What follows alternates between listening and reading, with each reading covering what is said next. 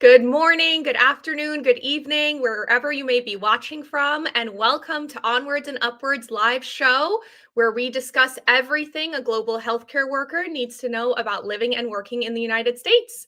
I am your host, Danielle Friedman, talking to you live from sunny San Diego, California, where the leaves are changing. We're coming to fall. And if you are joining us for the very first time, welcome. Thank you for joining us. We are AMN Healthcare International. We are the biggest company in the United States to offer both international direct hire and international staffing positions. So if you are excited to learn more, we are excited to have you. And if you feel inspired by today's show, you can apply on our website. That link is going to be dropped in the chat. It's amnhealthcare.com/international. And our recruiters are on hand, ready and waiting to help you with your applications. Let's see where everybody is watching from today. If you are joining us, we like to post in the comments where you are watching from. We have Aliawala from Saudi. Hello. We have Edith from Ghana. Hello. Mata Mata from the United Kingdom. Prince from Ghana. We have got viewers from all over the world, Trinidad and Tobago. Welcome, everybody. Please put your questions in the chat. We are doing our once a month immigration Q&A with our immigration experts, and we are going to be taking your questions live. Before we get started, I wanted to introduce again our referral program. If you missed that last week, it's a new referral program that we have rolled out. We are going to drop the link in the chat that you can sign up and get your own specific link. If you refer a nurse, you can earn $1,000. So if you refer an eligible nurse, that is your way to make some extra cash. That eligible nurse needs to be somebody who has passed the NCLEX and is eligible for a TN visa. So they are a citizen of Mexico or Canada, or they have a previous priority date. So we're going to drop the link in the chat. You can see more information about our referral program and take advantage of that extra money. All right, without further ado, let's bring out our expert attorneys. Good morning, Chris and Mike, or just Chris. Oh, there we go. And Mike. Good morning. How are you both doing today? Good. How are you? I am. Hey, Danielle. How are you? Good. I am good. I'm excited to have you both on. For anybody who might be new and joining us, let's take a moment and do some quick introductions. Chris, let's start with you. Yeah, so I'm Chris Musillo. I'm an attorney with Musillo Unkenholt. I've been working in healthcare immigration for about 25, 27 years, something like that. Happy to join everybody today. Lots of experience and lots of knowledge. We love it. Mike, let's turn to you. Yeah, my name's Mike Hammond. I'm also based in Cincinnati. I've been doing it healthcare immigration for about a week longer than Chris. Even though I'm considerably older, and excited to be here today. Well, we are very thankful Chris and Mike take some time out of their busy schedules once a month to answer our immigration questions. They are both very knowledgeable, so let's take advantage of those brains.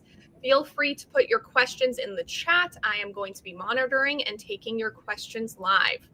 Okay, so let's get started with what happened for the November visa bulletin. Chris, let's start with you. Yeah, it's going to be a short one. Nothing happened. It's exactly the same dates as it was 4 weeks ago. So you can see the Chart A dates there. The Chart B dates didn't move as well. And I think that was fairly unsurprising, but that's the very short update of the visa bulletin for November. You know, I got to say, I was surprised. I thought that there was going to be maybe a little bit of movement. Mike, were you surprised by the visa bulletin at all, or was that kind of exactly what you were expecting? Well, I usually agree with Chris, but today I'm going to do something different. I'm going to agree with you, Danielle. I was hoping for a little bit of movement, even a day that would have just made us happier. And we got nothing in any category across the whole board. So it wasn't just the categories that we all focus on these calls relative to EB2, nurses or EB2 allies, or nothing. Other worker, EB1, nothing. So that was very disappointing. And I think for a lot of people who are watching from around the world, to see absolutely no movement definitely was a bit of a shock, a bit disappointing. Where do you both see the next, few months, kind of fiscal year going? You know where I'm going with this question. What do we think the future is going to really look like? Chris, we'll start with you. So if I had to stake a claim on next month, I would again guess no movement in December as well, unfortunately. If you, for instance, look last year, you will see October, November, December of 2024, the Visa Bulletin did not move at all. Why might that be? At least for the Philippines, the number did actually move quite a bit from last summer until October. Moved about 2 months, which is probably the most it's moved in quite some time. My sense is over this quarter, October, November, December, the U.S. embassies and consulates are going to work through all the new cases that have been received from that promotion of dates. I also think realistically, we should not expect that this time next year that the EB3 Visa Bulletin for all other in the Philippines will probably be something like what the Chart B shows now, which is July of 2023. Could it move a little faster than that? Could it get to August or September of 2023? Sure, I wouldn't be terribly surprised by that. But I don't, for instance, think it's going to move into 2024 this time next year. Okay, interesting. Mike, anything to add to that? Yeah, a couple things. First of all, one thing of note is the USCIS did announce that they will honor the date for filing chart for filing 485s for November. So that's good for people who are in the U.S. and scrambling to get medical exams or other documents together. The rush of meeting a deadline here in about a week and a half is gone. So that's good news. I share Chris's thoughts on movement. I mean, historically, we've been able to look at Chart B and say that's the expectation during the course of the fiscal year that Chart A will move to July 1st, which is only 3 months. So we certainly aren't expecting significant movement. We've also had over the last couple years, it seems like we've had a movement on a little more of a quarterly basis as opposed to month, even though that's not certainly set in stone. That seems to have been the way they've been operating. So right now, I would simply not expect movement in December. I would look at the first time as January, and then I would be expecting no movement in the Chart B date for filing chart and a little bit of movement in the final action date chart. We are seeing a whole lot of cases adjudicated, both here in the U.S. with 45s that have been pending that have become current. We're seeing a lot of interviews and a lot of people getting visas. And so I know they are working through things. So I think for those, that's positive news. But for those sitting, particularly I talked to someone this week who is a July 25th, 2023 priority date. And that's tough because you're so close, but yet potentially a year away. But I think, something to keep in mind. I was reading in one of the nurse groups I'm in, and I forget what the exact quote was. It's not a race, it's a marathon. Things are moving. They might be moving slower than we would like, but they will continue to move. So if you are watching along and you are feeling a bit discouraged, don't lose hope. Things are moving. Things will continue to move. Do the things that you can control while you are waiting for your process. So that's just a little bit of an update on the visa bulletin. We will look out each month as we do for the update and keep our fingers crossed for some movement. Thank you both for your thoughts and predictions as always. Let's turn to some of the questions in the chat. So I see a question from Edith Derry. Edith says, what news do you have on the H-1B visa? So I know last month, some of us were very surprised to see a very high proclamation fee that some health systems may receive. Mike, I see you kind of going like this. can you give us a little bit of background on what that proclamation was and if you've heard anything on how it may affect healthcare workers? Go ahead, Mike. Okay, sure. So the proclamation a couple of weeks ago was $100,000 per H1. Since that time, there have been 2 lawsuits filed, one just yesterday or maybe the day before by the U.S. Chamber of Commerce, another one about 2 weeks earlier by a coalition of unions and companies and staffing agencies and a variety of players. So there are 2 lawsuits pending on the legality of the $100,000. There has been very little guidance on the $100,000. There is what they called a national interest exception to the $100,000. There is hope that that exception will be applied broadly to healthcare workers. There's been nothing definitive on it. There's lots of rumors that it will in fact happen. Chris and I both, as well as both our firms, have cases pending right now asking for that exemption. And we'll see what happens with those cases. But it is certainly possible that the $100,000 will go away completely because of litigation. It's also possible that it will go away relative to this audience, in spite of the litigation. So right now, still a lot of uncertainty in the air. If you are in the U.S. and are already on an H1, then they've been very clear that it does not affect you. That the first time it would affect are current cap exempt cases that are being filed now, and for non-cap exempt petitioners, it will be this coming year's lottery. That's at least the update that I have. Okay, thank you, Mike. So sounds like there may be an exemption that would be applicable to this group that we will be very interested to wait and see. Do we have any idea on the timing of that, or is it just we'll see what happens with litigation and what comes from that? Yeah, I don't know of any foreseeable timing on either the litigation or anything that might come out of the White House or USCIS relative to a more blanket exemption. We're expecting decisions on a couple of our cases that we filed either this week or early next week because they're filed under the premium method. So we're expecting some answers, at least on some cases, which will not be definitive. It will simply be, this is one particular case, but it'll give us a little bit of information. Okay. Thank you, Mike. I appreciate that information on H-1Bs. If you are interested, let's turn to Chris. Let's take more questions from the chat. I see we got lots of questions, so we want to get to as many as we can. So One All Ryan says, good evening from the Philippines. Hello to you in the Philippines. Thank you for the session. I've been waiting for this to know more about the ongoing U.S. government shutdown and its impact to us nurses waiting to be current.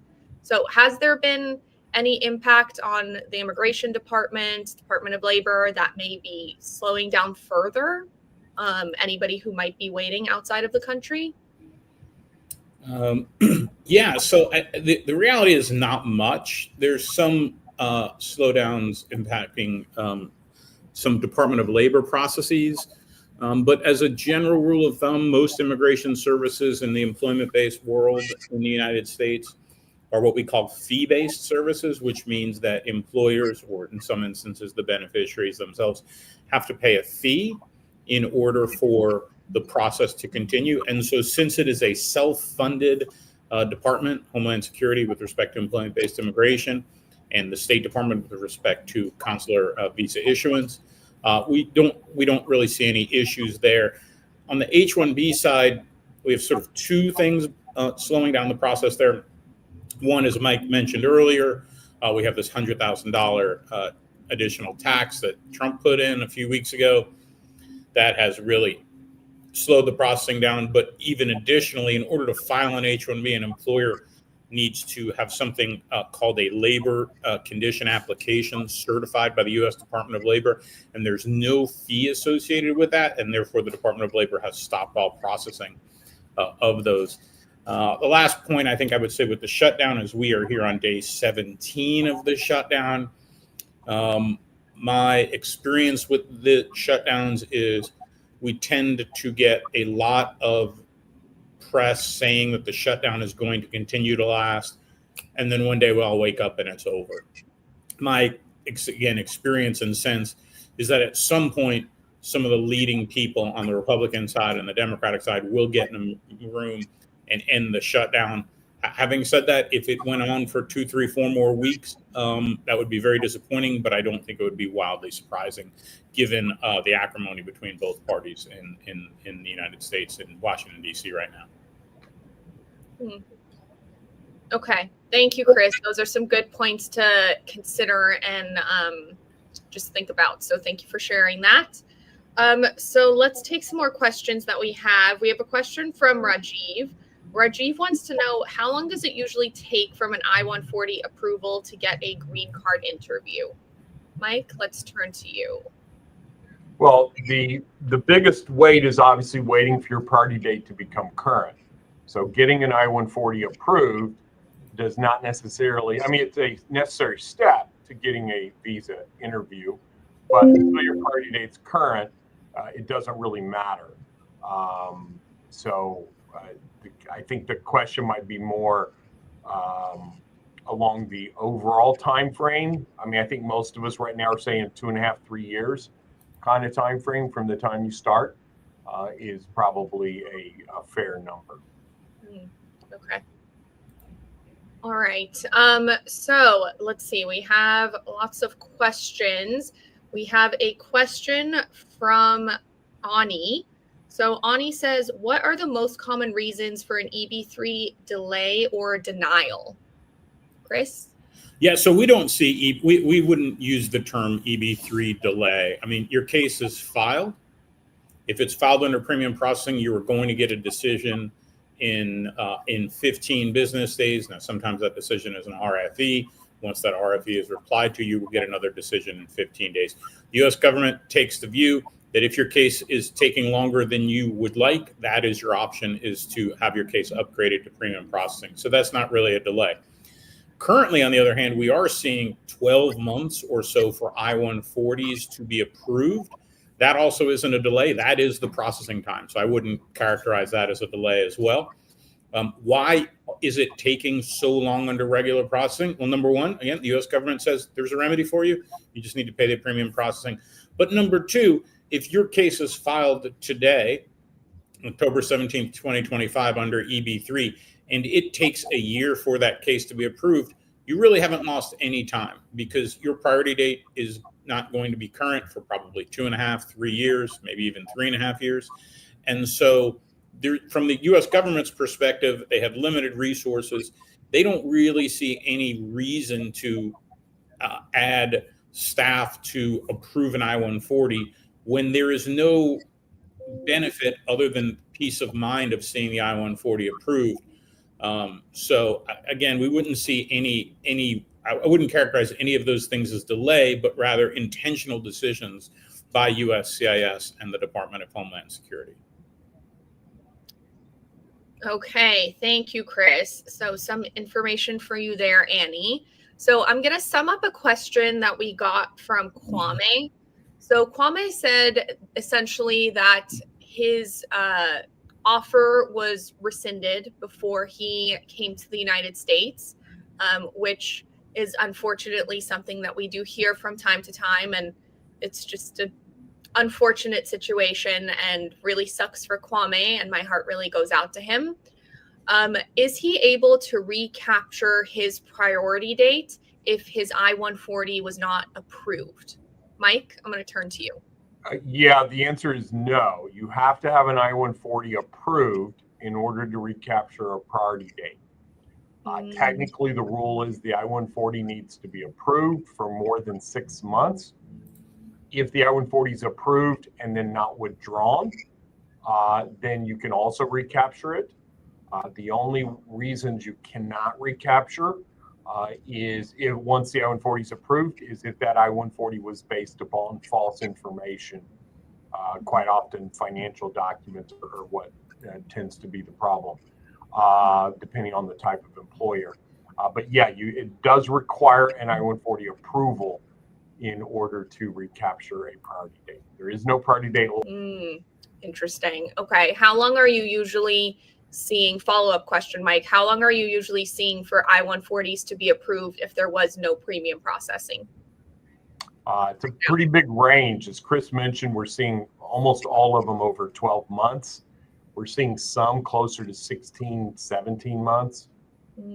So pretty, quite some time. So if you're concerned about that, as Chris mentioned, the only reasonable option, not that it's reasonable, it's a lot of money, but is to pay the premium processing, almost $3,000, $2,805 to get an answer quickly. And how soon does that answer come? 15 business days. Wow. Steep price to pay for a quick answer. Yes. Yes. Okay. So something to think about. And are you currently suggesting, Mike, follow-up question, are you currently suggesting to your clients to pay for premium processing? Why or why not? Unless the only time I'm suggesting to pay for premium processing is if the person has an earlier priority date that's being recaptured and they are now current. So if someone has a priority date from, say, May 2023, and they've been their offer has been rescinded by their prior employer, and they have now found a new employer, and someone hopefully earned the $1,000 referral fee, because you get $1,000 for that type of referral, as I understand the commercial earlier. Then we are recommending premium on that, because then someone is already current, they can move forward quickly. But if we're talking a new filing today, in my opinion, there is no legal or practical advantage, and I am not recommending the 2805. For individuals who want to pay it, I am doing my best to talk them out of it. Because I think there's a lot of things you can do with 2805 that's much better use of your 2805. But ultimately, at the end of the day, it is your money. And I don't have any employers that are refusing to allow someone to pay it. I think all of them are allowing it, but it's a steep price for peace of mind. Okay, some good considerations and thoughts there, Mike, and I learned something new today. So thank you for that. Okay, Chris, let's turn to you. We have a question from Jaya. Jaya is asking, they are from New Jersey. They passed the NCLEX. They're on an H-4 visa. Which pathway would be good for them to start working, as the H-1B visa is not really an option? Is there another option? Yeah, I mean, without knowing anything about her case, there's no option. If there were, this webcast probably wouldn't get nearly as many views, because we would just be doing that, something that was faster. The unfortunate reality is the pathway for a nurse to work in the United States is to have an EB-3 filed on their behalf. That is the most common way. That has historically been the most common way. That is presently the most common way. My expectation is that will continue in the future to be the most common way. And, we currently have about a 2.5-year retrogression. Reality is probably it will take you even longer, maybe 3 years to get your actual visa. And while that does seem like a long time, the idea of filing a case in October of 2025 and not actually having your visa interview maybe until, the summer of 2028, I'm sure it seems like a long time for everybody. I can tell you historically, that is probably about the average. I haven't done a sophisticated analysis on this, but, Mike and I both have been doing this combined 50 plus years. That 2.5-year retrogression is really, it's really not a long time based on historic dates. And of course, for Chinese and Indian natives, that they would love to have a 2.5-year retrogression. So my advice is you do the usual path. Now, having said that, once this H-1B $100,000 fee is straightened out, which I certainly hope will be, maybe before the end of the year, maybe early next year, hopefully even sooner, then If you can find one of the rare employers who can file an H-1B, then and you meet that standard and they want to hire you, well, then that would be great. But those jobs are, they're few. There's probably, again, not scientific. There might only be 1 in 10 of those jobs compared to the EB3 job. So I would say get your EB3 in place and filed and get that going. And and at the same time, if you can find an H-1B employer, that would be great. But there's no magic tricks here. There's not a special X visa that Mike and I keep in our pocket waiting to get people visas faster. Unfortunately, there's nothing like that. Wouldn't that be nice if you just had a little back pocket visa? Oh yeah, that'd be good. Well, thank you, Chris. What I'm taking from what you're saying is if you want to get your place in line, get filed, get that priority date, get your process started, and we can help you. So apply on our website. That link is amnhealthcare.com/international. We're going to drop it on the chat and we can get you filed. So please apply. Our recruiters are waiting. They would like to help you with our international staffing or international direct hire options. They are constantly changing every day. So please apply and find out what could be a good fit for you. Okay, so Mike, let's turn to you. There is a question from Joseph. Joseph says, my priority date is current now. Congrats on that, Joseph. That's great. My DQ is August 2023. Is there a chance that I will receive my P4 this month? What is a P4, Mike? Oh, I have no idea. All right. Well, then Joseph, if you can give us a clarification, we can answer your question. I thought maybe that was a term that I was going to learn something new today on. Well, we might. I don't know. Chris, do you know what a P4 is? I think it's the dependent visa for an athlete. But well, congrats to being married to an athlete, Joseph. Yeah, cool. I think that's right. But if he's asking about an interview date, his party date's current, and he's now DQ'd, I don't. Normally, what we don't see is someone getting an interview available the very month their party date becomes current. So, but normally within a few months, and keep in mind, different consulates do interviews very different ways. Some issue appointment notices still. Others that got the, self-serve kind of way to get interviews.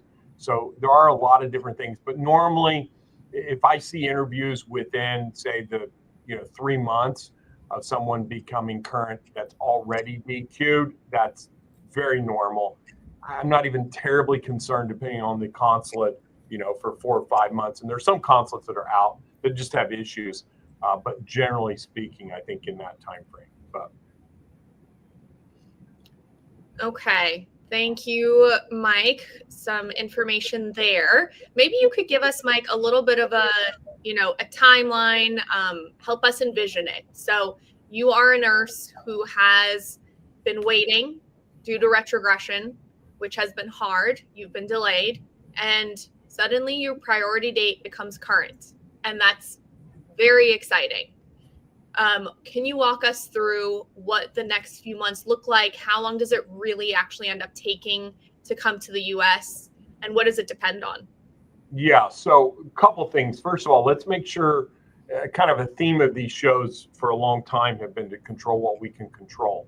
So let's make sure that if you're in that situation where your party date is close to being current or now current, that you are already DQ'd. So let's make sure that all the documents that the NVC needs are done. So we want to make sure we're DQ'd. Number two, we want to make sure we have a visa screen in hand, a valid visa screen, so that we can go to our interview. So those are two things we can control: DQ, visa screen. We can control those two things.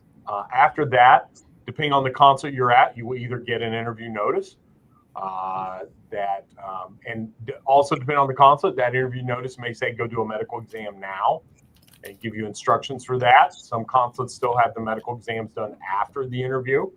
So it varies a little bit. You may have other consulates where you're going to do the self-serve method, where you're going to go onto a website and choose certain dates. and then have the ability to ultimately change those dates if appointments come available later that are earlier appointments, and then you can move it. Then when you go to the consulate, it's going to again vary by consulate as to whether you get stamped again. If you're doing a medical afterwards, you're going to get your passport back after the medical exam.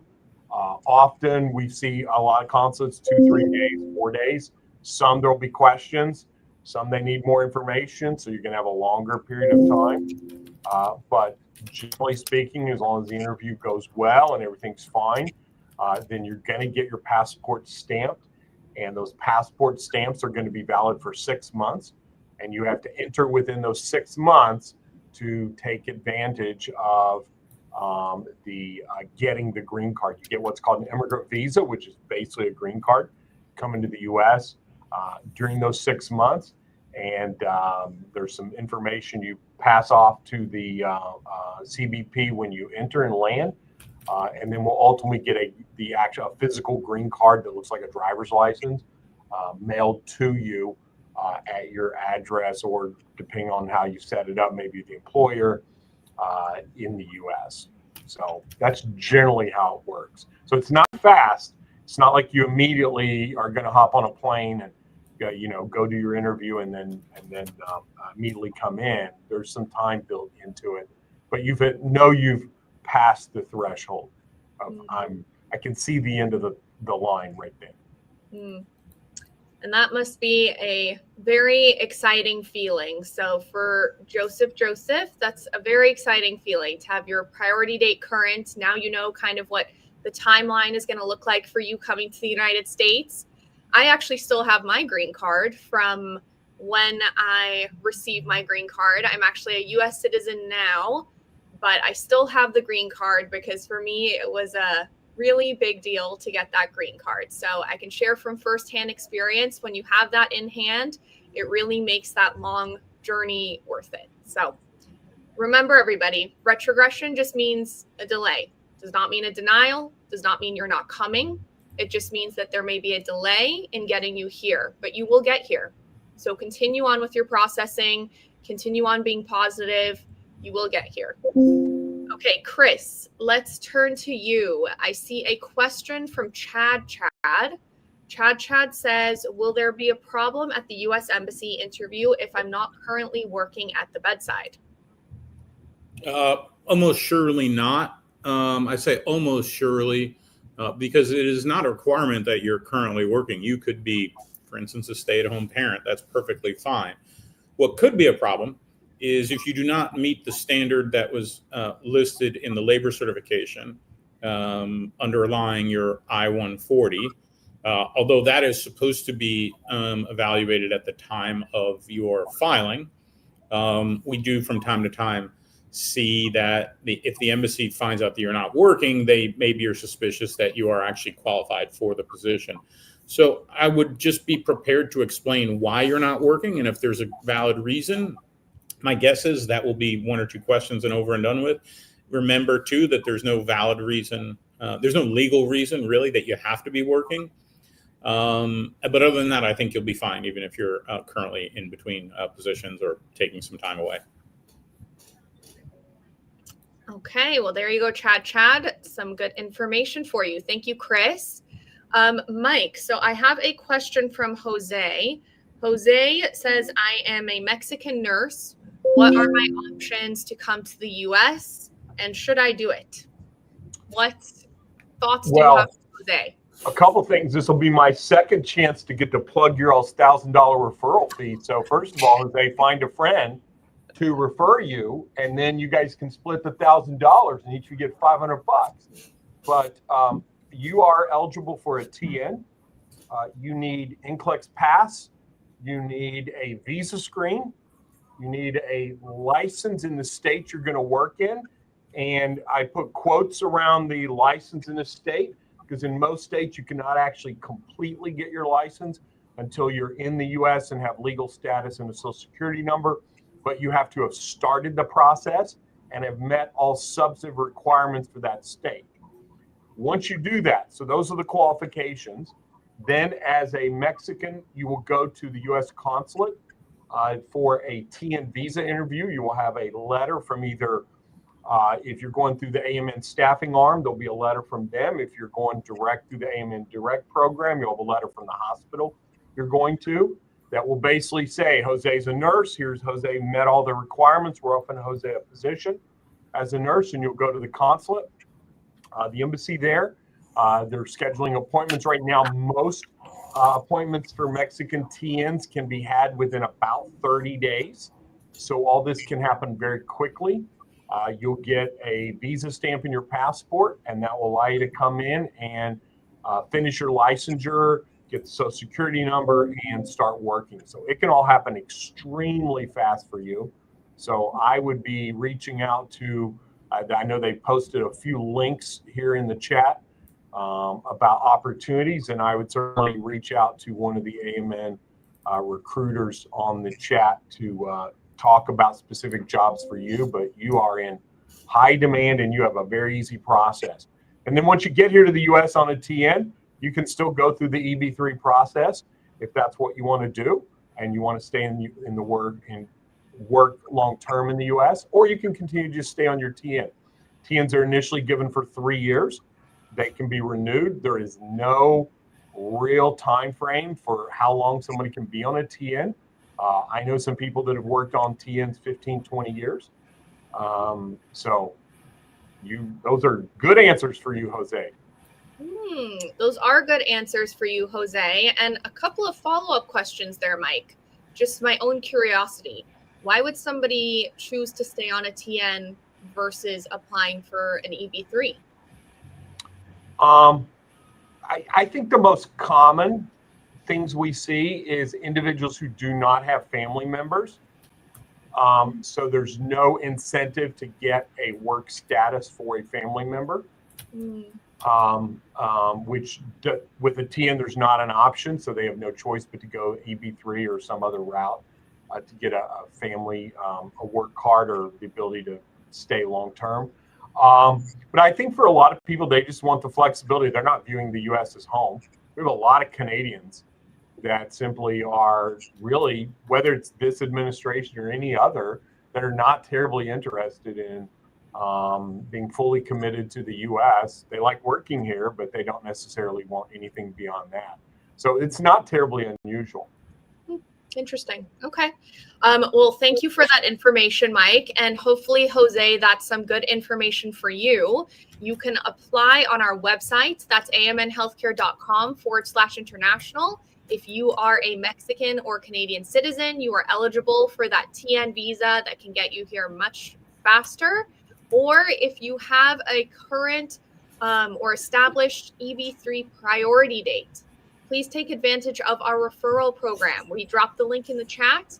You can earn some dollars by referring somebody that you know who is eligible for a TN or that has a eligible priority date. So we would love to help them come to the US. Please feel free to apply. You can get your own personalized link that you can send out. Okay. But by the way, I just noticed that Chris referred Jose, so he gets the $1,000, right? Way to go, Chris. I was trying to type it in, but I couldn't answer while I was typing. That's a pretty good deal, huh? Yeah. It's a pretty good deal. Chris. Yeah, you could earn. We had a referral bonus a couple years back, and we had one nurse who had referred 100 nurses, made $100,000 by referring his family and friends. So that in and of itself is a job. So hey, if you're following along, it's a good opportunity to earn some extra cash, and you can actually earn this. This is a real referral program. So take advantage. And Chris will take it into consideration. I love it. All right. So, Chris, we have a question from Jackie Sampson. Jackie is asking, if the Dignity Act is passed by the U.S. Congress, it could bring several significant changes for EB3 visa applicants, especially for skilled workers, professionals, and other workers. And there's a question mark. So I think Jackie is curious about the Dignity Act, as am I. Do we have any thoughts and updates? And is this the same thing as HWRA? No, so those are two different pieces of legislation. The Dignity Act is being pushed by Representative Salazar out of Florida, I think that there's a lot of good in the Dignity Act. I don't think it has any chance of passing. So I think anyone who suggests that it has a chance of passing either has more information than me, which is certainly possible, or they do not understand the tenor in Congress right now. I have asked about that act several times over the last, really year or two since it was first introduced. And I don't think that there is much of a likelihood that that bill gets passed anytime soon. In the longer term, I don't know. Maybe, I guess anything's possible. I do not believe that the bill has a companion act in the Senate, which is, necessary for anything to be passed. So to me, the Dignity Act, I think it's very well intentioned. There's some things I think that probably could be improved in it, but by and large, it's well intentioned and it does a number of good things, but I don't think it has a good chance of passing, unfortunately. At least anytime soon. If it were to make some modifications and we were to see a bill get introduced into the Senate that's a companion bill, then I might feel differently. But at least until there's a companion bill in the Senate, I probably wouldn't give it much likelihood of success. As for the HWRA, that bill was introduced, I guess, about a month ago. That bill, unlike the Dignity Act, actually has both a Senate and a House bill. The Senate bill is moving along at a nice pace. It has 12 original co-sponsors, which is something I think you want to look at. Getting 12 co-sponsors in the Senate is, something like getting 60 or 70 co-sponsors in the House, because the Senate is a much smaller body. There's only 100 senators there. The House has, I think, 500 and some number and change, 530 or 4. So 500 about House members. So to get a 12 co-sponsors in the Senate is impressive. It's also impressive that it's bipartisan, meaning that there's both Democrats and Republicans. But having said that, I think that bill has a difficult chance of getting approved as well. If I have to put odds on it, I'd probably put slightly better odds on the HWRA, if for no other reason, or two reasons really. One, that it does have companion bills in both the House and Senate. And two, while it's just a much smaller piece of legislation. The HWRA is about 5 pages long, and it really only seeks to do two things, which is recapture 15,000 visas for doctors and 25,000 visas for nurses. And compare that with the Dignity Act, which seeks to do a whole lot of things. It changes employment-based immigration. It changes enforcement. It changes the southern border, and so because it tries to do so many things, and the text of that legislation just goes on and on for pages and pages, there's just always, when a bill's that big, it just unfortunately has more chances for folks to look at it, congressmen and senators to look at it and find something they don't like in it. And so when that happens, it just becomes a lot harder for it to move forward. So interesting. Love learning more about this. Why? It sounds to me very just almost like no brainer. Why is it so problematic, HWRA, just to add those extra visas? Is it just because anything immigration related is difficult in this current environment, or what are your thoughts there? Yeah, no brainer. That is sometimes still a little higher than the amount of brains sometimes that are in DC, Danielle. It's the reality. Yeah, I was in DC. So yeah, there's probably a lot of good legislation out there that just never really moves. Sometimes because a bill is small, it just cannot get enough momentum. Sometimes it's just anything the Democrats want, the Republicans don't want. Anything the Republicans don't want, the Democrats don't want, as both parties sort of ultimately position themselves as their main talking point is that they're in opposition to the other party, which isn't really constructive to getting things done. So yeah, and then some of it is just priorities. There's just only so many hours in the day, and they can't even agree on a budget to keep the government open. They're certainly not going to work terribly hard on a smaller piece of legislation that helps rural healthcare facilities, helps some American patients. But the reality is, as much as the HWRA would be great for our industry. It'd be great for the American patients it serves. It'd be great for the international nurses who are seeking to come to the United States. It is, it's 25,000 visas where we have a nursing shortage of approaching 250,000 in the United States. So it addresses 10% of that shortage. It is by no means a full solution. So for a variety of reasons, that's why the bill is a challenge to get passed. So I don't want to give anyone false hope, but there's there's a chance. There's definitely a chance, and we're working very hard on it. I was just in DC. Actually, one of Mike's colleagues was there with me about 2 or 3 weeks ago. Be going back in late November, early December. So we are actively pushing this bill. I've been on calls this week with congressmen's and senatorial offices. So this is being actively pushed, and that's just me. There's dozens of people that are working behind the scenes on this bill. Well, we appreciate all the work that everybody who's working behind the scenes on these bills is doing, and we will be very interested and curious to see what happens. Last question on this, Chris, is there any kind of timing or timeline on when we anticipate answers, or is it truly just up in the air? Yeah, I mean, my experience, Danielle, I guess I'd answer that two ways. So firstly, my experience with these things is they don't appear to move with smaller bills, not like the Dignity Act. This would not happen to the Dignity Act, I don't think. But with the HWRA, which again is a smaller bill, 5 or so pages long, there will continue to be work done behind the scenes, and every week or 2 or 3, you will see additional folks added to the co-sponsor list.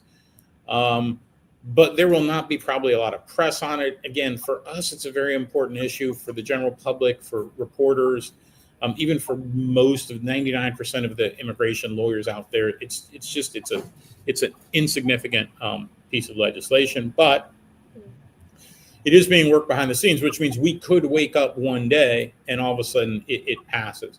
How it will pass will almost surely not be as a standalone bill. What typically happens with bills like this is Congress, because it's so hard to get them to vote on everything, they sort of cobble a bunch of bills together. Back in 2005, Mike and I worked on a bill that's actually very similar to the HWRA. We worked on it actually for only about a year, and we were able to, along with dozens and dozens of other people, to get that passed across the goal line. And that was part of a 500-page bill, and that version, the 2005, 20 years ago piece of legislation, was about a half a page long. It was like 3 paragraphs. So and again, there was a much bigger piece of legislation that had a whole slew of other things that it did. So that would be my guess as to how something like the HWRI would get passed. In terms of timing, I think if it doesn't get done by the end of this year, the odds go down pretty substantially, but they don't go to zero. And the reason for that is in 2006, every 2 years, we have new congressional elections. The entire House of Representatives, which is the lower house, is up for re-election, and 1/3 of the Senate, which is the upper house. And those those electoral years tend to see less legislation because a lot of the folks are back home campaigning, and they don't want to put their name on any sort of legislation where their opponent could try and claim is a bad bill for them. Okay, good information, Chris. Thank you for all of the background and answering all of our questions on all of this. We will await to see what happens. And thank you to everybody who's working in the background, and hopefully we will see positive news. So we have got lots of questions and not so much time, but remember, if your question did not get answered, please feel free to apply on our website, and our recruiters can help you answer your recruitment questions. We also do these immigration Q&As once a month. So you can bring your questions every month. Our experts are here live taking your questions, and we would be happy to answer for you. So I see a question from Jegade. Jegade is asking, is AMN still employing for direct hire at the moment, or is it on hold due to backlog? So we are still employing for direct hire and for staffing. So that's the good news. The positions are constantly changing. So we have new employers that come to us all the time. So please feel free to apply on our website, and our recruiters can help you. If you want to be immediately filed, you should consider the staffing route because there are immediately available positions. So please apply on our website. That's amnhealthcare.com/international. And our recruiters on the direct hire and staffing side can help you figure out what is going to be best for you. Okay, so we have got lots of questions and not so much time. There was a question I saw that I wanted to get to, and now I have lost it. So let's see. We have a question from Kwame. Kwame is asking, so a follow-up on the TN question. So Mike, let's go to you. Kwame is asking, can a TN nurse apply for permanent residency while working in the U.S., or does it conflict with non-immigrant intent? A TN nurse, to any TN worker can apply for permanent residency in the U.S. There is a theoretical basis of TNs are considered non-immigrant intent, and obviously filing for a green card is immigrant intent.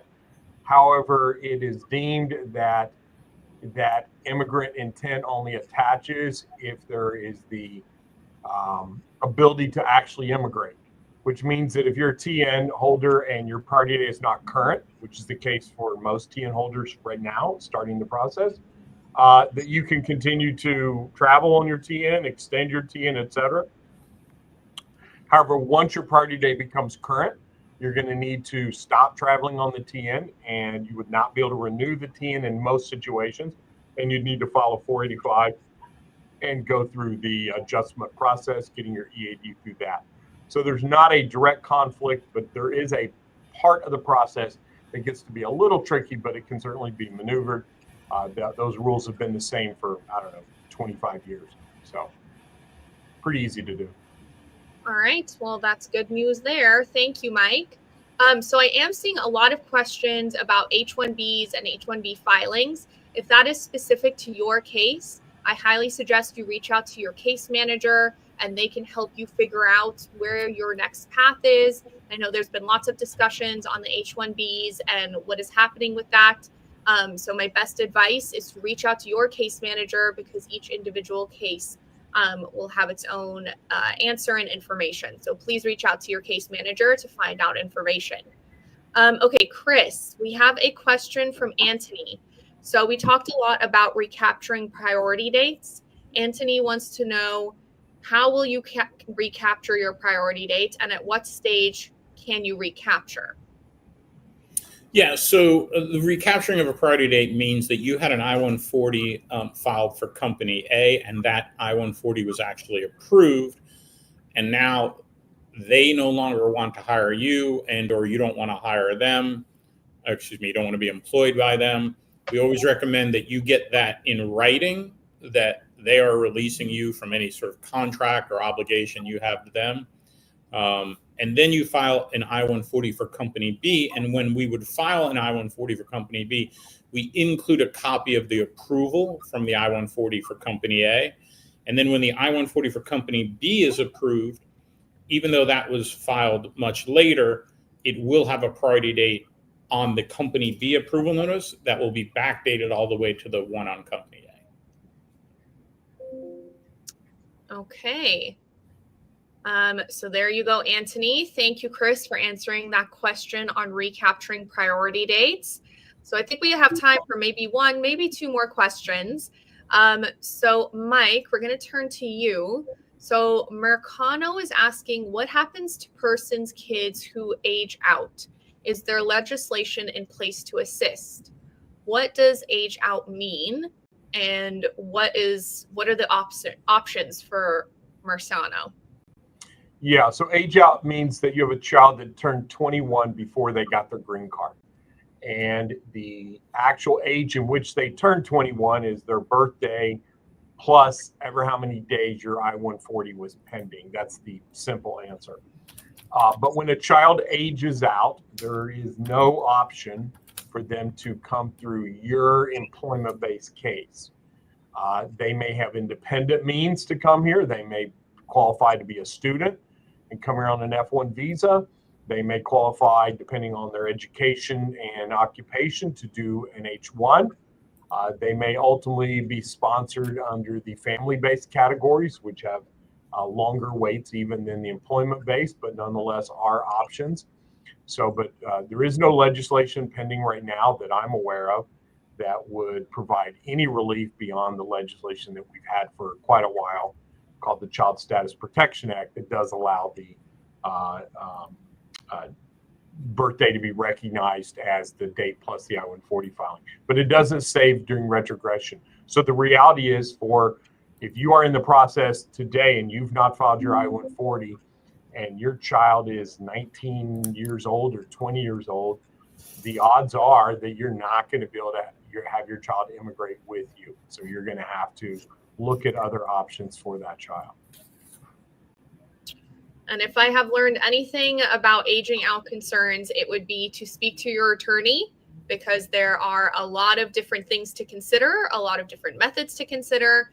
So I would highly suggest you, Marciano, to reach out to your attorney, and they can help with your individual case. I've heard lots of things over the years of different ways to go about this. So definitely would recommend speaking with your attorney, but some good information and advice there, Mike. So, Chris, we have a question from Ya. Ya is asking, what does a priority date mean? So we've been talking a lot about priority dates. We've been talking a lot about different terms here and there. If we could really, distill it down to the basics, what is a priority date? Why does it matter? Why should anybody on this call care? Yeah, so the priority date is important. It's one of the most important concepts in employment-based immigration. And what it is, first, is the date that your I-140 is filed, although it is not set in stone until the I-140 is approved. As we said a little earlier, I-140s are sometimes approved in about 15 business days. And so, for instance, if you file a case October 1st, usually sometime between, it's October 1st, let's say by November 1st, you would have your I-140 approved if you choose the premium processing option. And then, even though it's approved on November 1st, your priority date is October 1st. As we did also say earlier, many of these I-140s are taking a year, maybe even a year and a half. So again, if yours is filed October 1st, 2025, but it does not get approved until December 25th, 2026, even though that's the day of the approval, the priority date still remains October 1st, 2025 under my example. So that's the first thing. That's how the priority date is set. The next key concept is, what is it used for? It is that date that is your place in the processing queue. Every month the visa bulletin comes out, and you need to look at your priority date. And if your priority date is earlier than the date on the visa bulletin, then your case can move ahead to the National Visa Center process and eventually have your interview set. I've quickly summarized that. There's some details that I've sort of glossed over, but that's the basic idea. Okay, so thank you, Chris. So yeah, if you are watching us for the first time and you are thinking, how do I come to America? How do I get my process started? How am I going to get here? So that priority date, that's the date of your filing of your immigrant petition. That's your place in line. That is how you're going to start the whole process. So let's pull up our success path in the last couple of minutes, which I think will be helpful for anybody who is watching and unsure on how to make it to the United States. So we have this handy success path graphic, which you can also find on our website, that goes through each step of the process and shows you exactly how to get here. So step one is the NCLEX. So I saw a lot of questions in the chat about the NCLEX. This is your golden ticket. This is how you get started. Once you have passed your NCLEX, which is the nursing exam, you can apply to join us at AMN Healthcare, either through our staffing or our direct hire options. Also, to make yourself more marketable, we have many past shows on how to make your application stand out, whether that's current work experience, whether that's by your specialty, whatever that may look like. So I would highly suggest you go back and look, because right now it's a very competitive environment and you really want to make sure that you are putting your best foot forward and making yourself stand out. Once you have got a job offer, that is where you are at step two. You are going to prepare for the interview. So that's where we'll match you with your perfect match in the United States. You will get that job offer. Step 3, that's the visa framework. So that's where that priority date comes into play. This is when your immigrant petition is filed and your priority date is established. That's your place in line. That date is what you will use every month to look and compare as to the visa bulletin and where you are currently standing. Steps 4 is licensing and credentialing. That's where we will help you get your visa screen certificate, your license endorsement, everything that you will need to practice in the United States. Step 5 is when you are getting ready to come. So you've had your visa interview, your priority date is current, very exciting, and we are going to help you get ready to prepare for that transition. Step 6 is that arrival sequence. So I don't want to gloss over this, but we are almost at time. But I just want to say, take a moment. If you are sitting there thinking, I'm waiting, I'm delayed, it's frustrating. I know it's frustrating, but imagine that moment when you touch down, you land in the US. I will never forget that feeling when I landed in LAX at Los Angeles International Airport, and it all becomes worth it. And that can be the feeling for you as well. And then step 7 in that graphic is enjoy and prosper. And that's really our goal. And I say our goal, including Chris and Mike and everybody at AMN, for you to come to the US, enjoy and prosper your life, enjoy and prosper through the fruits of your labor. You waited out retrogression, you made it here. So it's possible. So if you would like to apply on our website, our recruiters are on hand, ready, and waiting to help you. That's amnhealthcare.com/international. And we would be excited to help you reach your American dream. Okay, Chris and Mike, we are officially at time. Thank you both for taking the time out of your busy schedules once a month and answering all of our questions. We really, really appreciate all of your knowledge and all of the work that you both do. So thank you for being here today, and we look forward to having you on next month. Thanks, Danielle. Thanks, everybody. Bye-bye.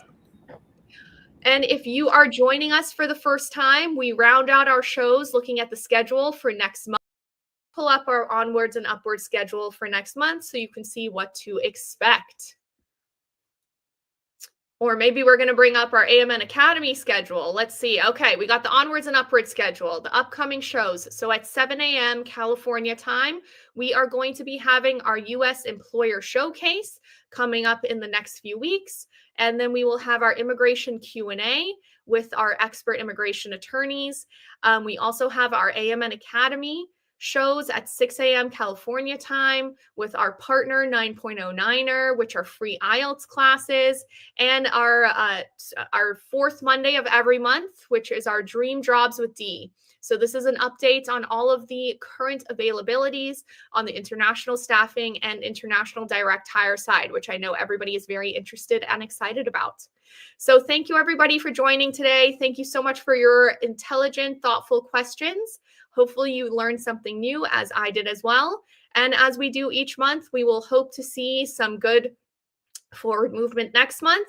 But continue on with your processing. I know that it can feel disappointing. I see all of your comments. I know and I feel what you're feeling, but know that you will get here. It does not mean that you will not come. It does not mean that you are denied. It just means that it might take a little bit longer.